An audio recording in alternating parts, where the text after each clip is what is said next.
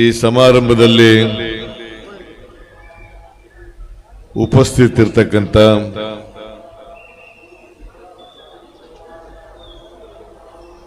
ಗುರುಗಳಾದಂಥ ಪೂಜ್ಯ ಅನ್ವರ್ ದರಾಮಿ ಅವರೇ,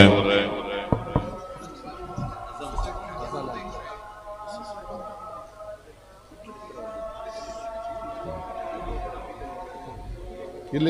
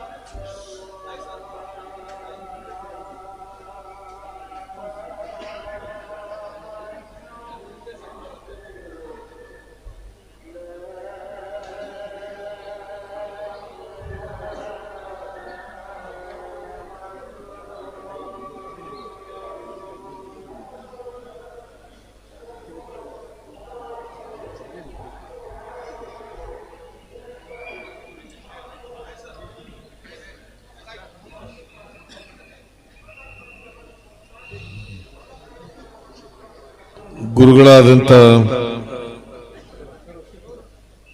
ಅನ್ವರ್ ದರಾಮಿ ಅವರ ಅಧ್ಯಕ್ಷರಾದಂಥ ಶ್ರೀ ಹಾಜಿ ಅಬ್ದುಲ್ ರಶೀದ್ ಅವರ, ಈ ಕ್ಷೇತ್ರದ ಶಾಸಕರು, ಮಾಜಿ ಮಂತ್ರಿಗಳು ಆದಂಥ ಶ್ರೀ UT ಖಾದರ್ ಅವರ,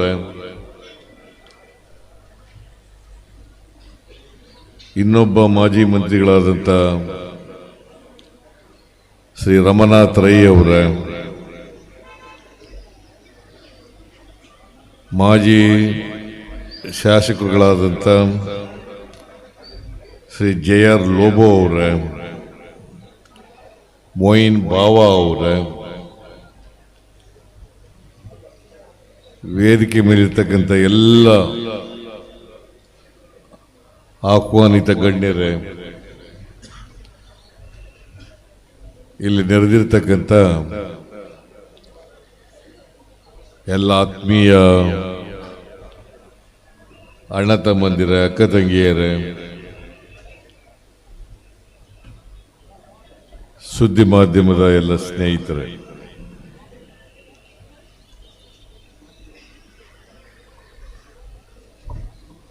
ನಾನು ಈ ಧಾರ್ಮಿಕ ಕೇಂದ್ರಕ್ಕೆ ಅನೇಕ ಬಾರಿ ಬಂದಿದ್ದೇನೆ. ಉರೂಸ್ ಕಾರ್ಯಕ್ರಮಕ್ಕೂ ಕೂಡ ಬಂದಿದ್ದೇನೆ.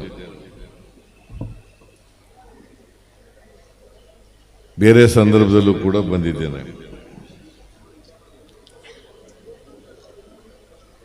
ಈ ಧಾರ್ಮಿಕ ಕೇಂದ್ರ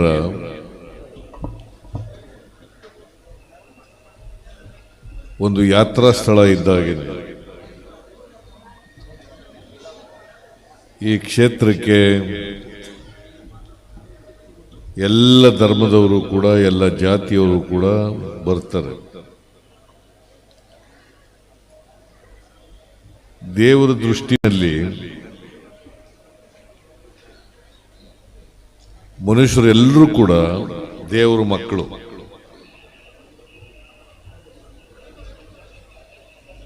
ಜೊತೆಗೆ ನಾವೆಲ್ಲರೂ ಕೂಡ ಮನುಷ್ಯರು. ನಾವು ಹುಟ್ಟುವಾಗ ಯಾವ್ಯಾವ ಧರ್ಮದಲ್ಲಿ ಹುಟ್ಟಿದ್ದೋ ಆ ಧರ್ಮವನ್ನು ಪಾಲನೆ ಮಾಡಿಕೊಂಡು ಬರ್ತಾ ಇದ್ದೀವಿ. ಭಾರತ ದೇಶ ಬಹುತ್ವದಿಂದ ಕೂಡಿರ್ತಕ್ಕಂಥ ದೇಶ. ಎಲ್ಲ ಧರ್ಮದವರು, ಎಲ್ಲ ಜಾತಿಯವರು, ಎಲ್ಲ ಭಾಷೆಯವರು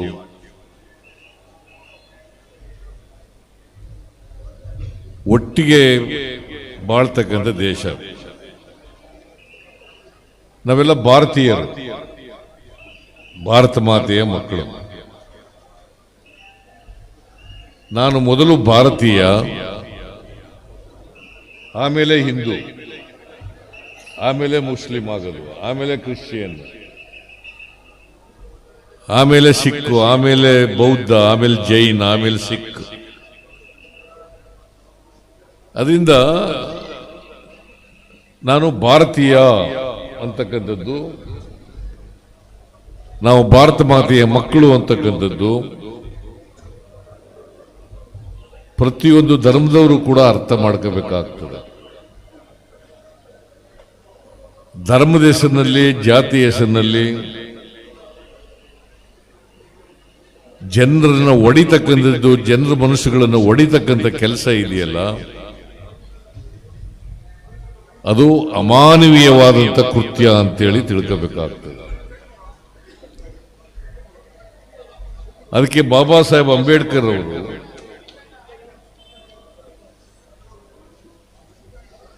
ಸಂವಿಧಾನವನ್ನು ರಚನೆ ಮಾಡುವಾಗ ಇಂಥ ಬಹುತ್ವ ಇರ್ತಕ್ಕಂಥ, ಬಹುಧರ್ಮಗಳಿರ್ತಕ್ಕಂಥ, ಬಹುಧರ್ಮೀಯರಿರ್ತಕ್ಕಂಥ ದೇಶದಲ್ಲಿ ಎಲ್ಲ ಧರ್ಮಗಳು ಕೂಡ ಸಮಾನ ಗೌರವದಿಂದ ಕೂಡಿರ್ತಕ್ಕಂಥದ್ದು ಅಂತಕ್ಕಂಥ ಮಾತುಗಳನ್ನು ಹೇಳಿದ್ದಾರೆ. ಯಾವ ಧರ್ಮ ಮೇಲೂ ಅಲ್ಲ, ಯಾವ ಧರ್ಮ ಕೀಳೂ ಅಲ್ಲ. ಎಲ್ಲ ಧರ್ಮಗಳು ಕೂಡ ಸಮಾನ ಗೌರವ, ಸಮಾನತೆಯಿಂದ ಇರ್ತಕ್ಕಂಥದ್ದು. ಹಾಗಾಗಿ ನಮ್ಮ ಸಂವಿಧಾನದಲ್ಲಿ ಪರಧರ್ಮ ಸಹಿಷ್ಣುತೆ ಇರಬೇಕು, ಪರಧರ್ಮ ಸಹಿಷ್ಣುತೆ ಇರಬೇಕು, ಸಹಬಾಳ್ವೆ ಇರಬೇಕು. ಇದು ಬಹಳ ಸ್ಪಷ್ಟವಾಗಿ ನಾವು ಸಂವಿಧಾನದಲ್ಲಿ ಹೇಳ್ಕೊಂಡಿರ್ತಕ್ಕಂಥದ್ದು. ಇದಕ್ಕೆ ಯಾರು ವಿರುದ್ಧವಾಗಿ ನಡ್ಕೊತಾರೆ ಅವರೆಲ್ಲರೂ ಕೂಡ ಸಂವಿಧಾನ ವಿರೋಧಿಗಳು ಅಂತೇಳಿ ನಾವು ತಿಳ್ಕೋಬೇಕಾಗ್ತದೆ. ಸಂವಿಧಾನದಲ್ಲಿ ಯಾವುದೇ ಭೇದ ಭಾವ ಇಲ್ಲ. ಸಂವಿಧಾನ ಎಲ್ಲರಿಗೂ ಸಮಾನವಾದಂಥ ಅವಕಾಶಗಳನ್ನು ಒದಗಿಸಿಕೊಟ್ಟಿದೆ, ಸಮಾನ ಹಕ್ಕುಗಳನ್ನು ಕಲ್ಪಿಸಿಕೊಟ್ಟಿದೆ. ಎಲ್ಲರೂ ಕೂಡ ಸಮಾನವಾಗಿ ಗೌರವದಿಂದ ಬದುಕತಕ್ಕಂಥ ವ್ಯವಸ್ಥೆಯನ್ನು ಕಲ್ಪಿಸಿಕೊಟ್ಟಿದೆ. ಅದಕ್ಕೋಸ್ಕರ ನಾವು ಸಂವಿಧಾನವನ್ನ ಗೌರವಿಸ್ತಕ್ಕಂಥ, ರಕ್ಷಣೆ ಮಾಡತಕ್ಕಂಥ ಕೆಲಸವನ್ನ ಪ್ರತಿಯೊಬ್ಬ ಭಾರತೀಯನು ಕೂಡ ಮಾಡಬೇಕಾಗ್ತದೆ. ಕೆಲವರು ಸ್ವಾರ್ಥಕ್ಕೋಸ್ಕರ,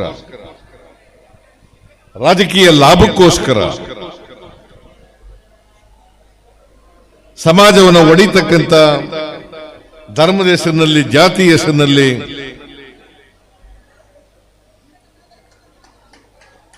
ಸಮಾಜ ಒಡಿತಕ್ಕಂಥ ಕೆಲಸವನ್ನ ಮಾಡ್ತಾರೆ.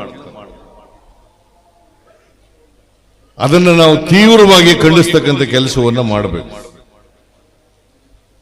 ಬಹುಶಃ ರಾಜಕೀಯ ಲಾಭಕ್ಕೋಸ್ಕರ ಹೇಯ ಕೃತ್ಯಗಳನ್ನು ಕೂಡ ಮಾಡ್ತಾರೆ. ಆ ಎಲ್ಲ ಹೇಯ ಕೃತ್ಯಗಳಿಗೂ ಕೂಡ ನಾವು ಖಂಡಿಸ್ತಕ್ಕಂಥ ಕೆಲಸವನ್ನ ಮಾಡಬೇಕು.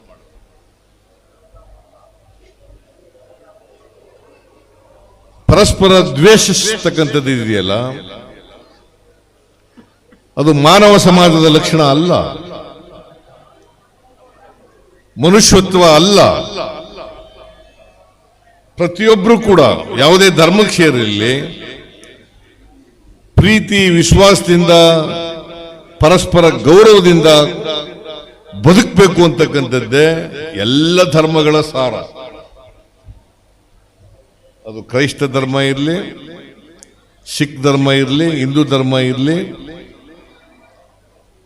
ಮುಸಲ್ಮಾನ್ ಧರ್ಮ ಇರಲಿ, ಯಾವುದೇ ಧರ್ಮ ಇರಲಿ, ಎಲ್ಲ ಧರ್ಮಗಳು ಕೂಡ ಹೇಳೋದು ಒಂದೇನೆ.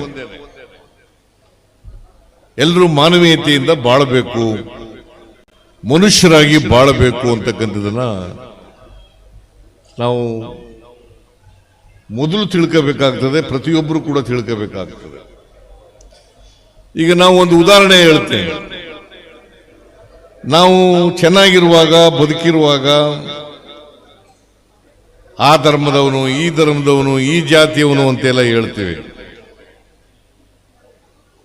ನನಗೆ ಕಾಯಿಲೆ ಬಂದಾಗ, ಆಪರೇಷನ್ ಮಾಡಿಸ್ಕೋಬೇಕಾದಂತ ಪರಿಸ್ಥಿತಿ ಬಂದಾಗ ನನ್ನ ಜಾತಿಯವನೇ ರಕ್ತ ಕೊಡಿ ಅಂತ ಕೇಳ್ತೀನ ನಾನು.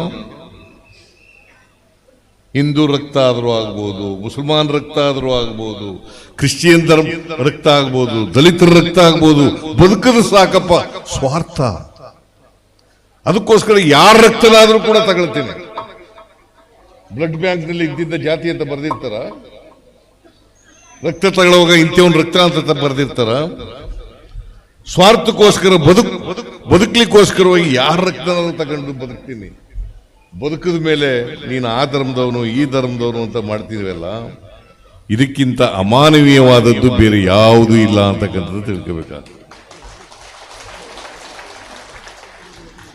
ಈ ಕ್ಷೇತ್ರ ಇದೆಯಲ್ಲ, ಸಾಮರಸ್ಯಕ್ಕೆ ಹೆಸರುವಾಸಿಯಾದಂಥ ಕ್ಷೇತ್ರ. ಇದು ಒಂದು ಧಾರ್ಮಿಕ ಕ್ಷೇತ್ರ. ಸಾಮರಸ್ಯ ಇರಬೇಕು. ಅದಕ್ಕೆ ಕುವೆಂಪು ಅವರು ನಾವು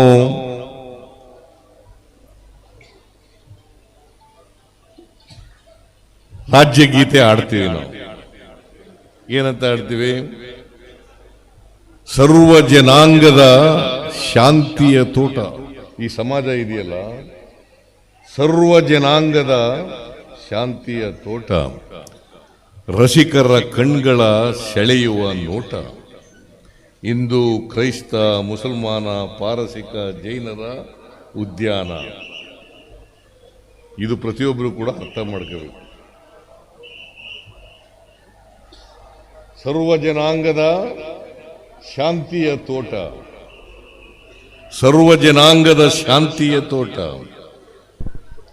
ರಸಿಕರ ಕಣ್ಗಳ ಸೆಳೆಯುವ ನೋಟ, ಹಿಂದೂ ಕ್ರೈಸ್ತ ಮುಸಲ್ಮಾನ ಪಾರಸಿಕ ಜೈನರ ಉದ್ಯಾನ.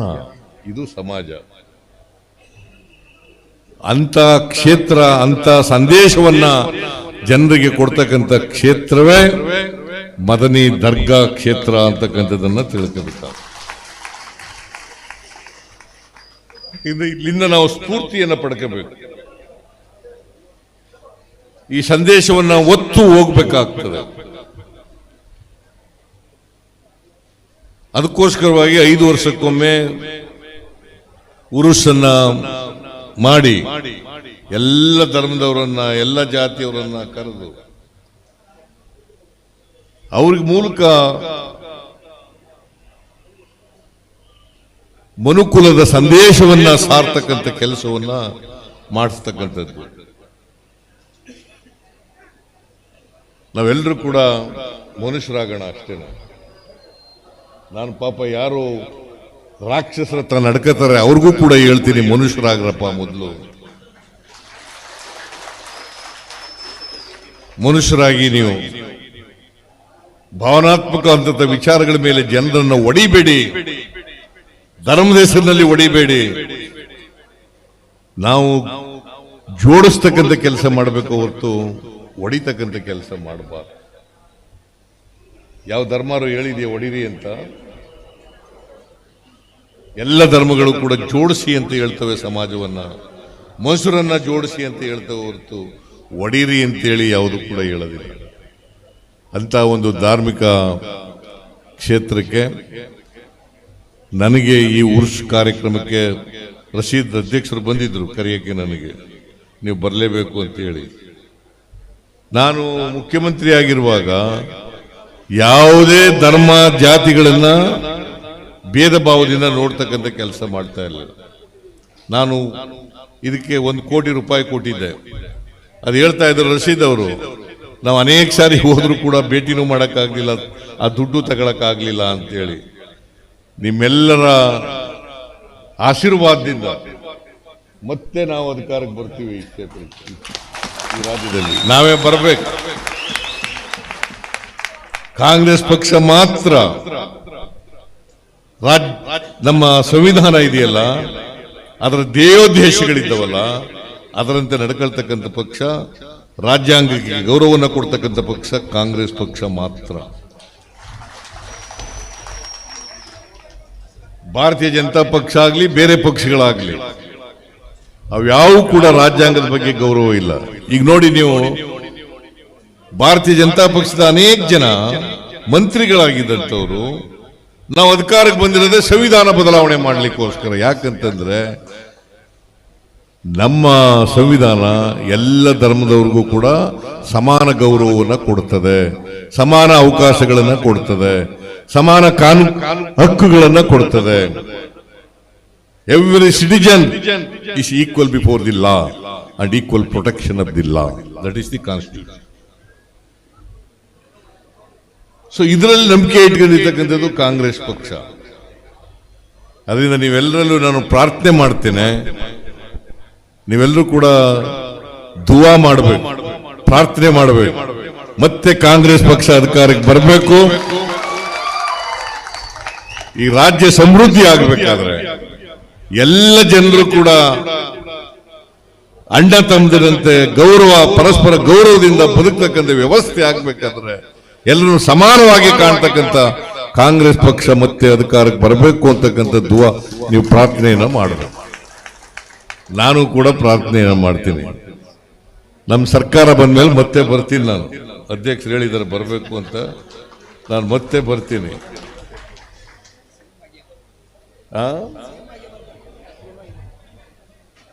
ನೋಡೋಣ, ನಿಮ್ಮೆಲ್ಲರ ಆಶೀರ್ವಾದ ನೋಡೋಣ. ಜನರ ಆಶೀರ್ವಾದ ಇರಬೇಕು. ಅಧಿಕಾರ ಪಿತ್ರಾರ್ಜಿತ ಆಸ್ತಿ ಅಲ್ಲ ನಮಗೆ, ಅದು ಜನ ಆಶೀರ್ವಾದ ಮಾಡಿದ್ರೆ ಮಾತ್ರ ಅಧಿಕಾರದ ಕುರ್ಚಿ ಮೇಲೆ ಕೂತ್ಕೊಳ್ತೀವೋ ಹೊರತು ಇಲ್ಲೇ ಹೋದ್ರೆ ಕೂತ್ಕೊಳ್ಳಿಕ್ಕೆ ಸಾಧ್ಯ ಇಲ್ಲ. ಆಶೀರ್ವಾದ ಇದೆಯಲ್ಲ ನಿಮ್ಮಿಂದ ಬರ್ತಕ್ಕಂಥದ್ದು, ಜನರಿಂದ ಬರ್ತಕ್ಕಂಥದ್ದು, ಕರ್ನಾಟಕದ 6.5 ಕೋಟಿ ಜನರಿಂದ ಬರ್ತಕ್ಕಂಥದ್ದು. ಸೊ ಆಶೀರ್ವಾದ ನಮ್ಮ ಮೇಲೆ ಇರಲಿ ಅಂತೇಳಿ ನಿಮ್ಮಲ್ಲಿ ಕೇಳ್ಕೊಂಡು, ಸಮಯದ ಅಭಾವ ಇರೋದ್ರಿಂದ ನಾನು ಬೆಂಗಳೂರಿಗೆ ಹೋಗ್ಬೇಕಾಗಿದೆ. ನಿಮ್ಮನ್ನೆಲ್ಲ ಮತ್ತೊಮ್ಮೆ ಬರ್ತೀನಿ. ನೀವೆಲ್ಲ ಬಹಳ ಪ್ರೀತಿ, ಅಭಿಮಾನದಿಂದ, ಗೌರವದಿಂದ ಕಂಡಿದ್ದೀರಿ. ಅದಕ್ಕೋಸ್ಕರ ನಿಮ್ಮೆಲ್ಲರಿಗೂ ನಮೋ ನಮೋ ನಮಸ್ಕಾರ ಅಂತ ಹೇಳಿ ನಾನು ಮಾತು ಮುಗಿಸ್ತೇನೆ. ಜೈ ಹಿಂದ್, ಜೈ ಕರ್ನಾಟಕ.